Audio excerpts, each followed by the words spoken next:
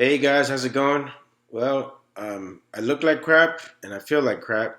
I'm sick, but wanted to make a video, guys. It's in regards to magazines, especially for all weapons in general. But this is more for the concealed carry type of person out there. Guys, if you're gonna have weapons that are on your concealed carry type of list, or these weapons that you say, okay, these are gonna be my carry guns, or whatever the case may be. Um, Ensure that you guys buy yourself some really good, reliable magazines. There are some out there that are really good, that are aftermarket, that are outstanding. You know, the Magpul ones, the ETP, those clear magazines for the Glocks are awesome. I mean, let's face it, so many people have Glocks. So that's the reason why I kind of brought that up. Of course, there's some real good aftermarkets for the 1911s and also for other types of weapons, guys. But, my biggest thing is that, sometimes you're setting yourself to $10, $15 compared to a factory mag.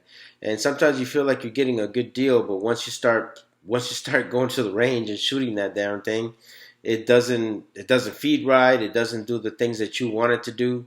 And it becomes very frustrating. And sometimes being a cheap ass does not really pay off, guys. So, if you're going to be carrying a weapon, I don't care what it is, I'm telling you, buy yourself the factory magazines or some really proven aftermarket magazines, because not all of them are what they say they are. I've had issues with, and let's face it, some of you guys have bought Pro Mags in the past. I know I was one. I was like a dumbass. I was like, oh yeah, they're $15 cheaper than the factory one. Well, you know what? You take it out to the range and it just completely sucks.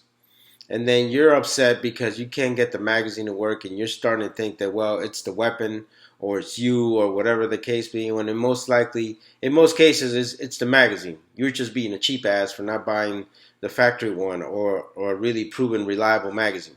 So guys, don't be like me. Don't go spending $17 on a Pro Mag and then having to go buy a factory Versa magazine, which is 38 bucks. I was already pissed off I paid that much for it. So, guys, buy yourself a good magazine if you're going to conceal carry this thing. Now, that Versa Firestorm, if you guys recall, I did a review on it.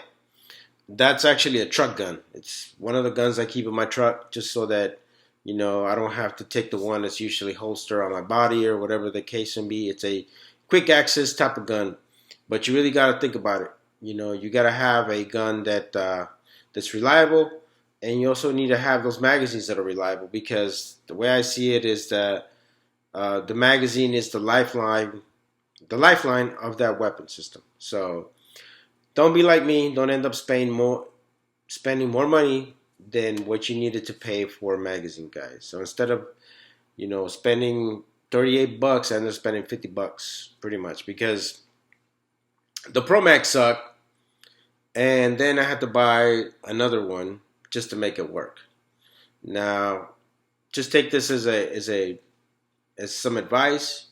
I know there's a lot of good proven aftermarket magazines out there, but unless they have been extensively tested by by somebody in the gun community, or a manufacturer that really does care about their products and wants to test them, I would tell you not to buy them, guys. So learn from my lesson, guys, and I hope that you guys get something out of this. And like always, God bless you. God bless the United States of America, and I'm out.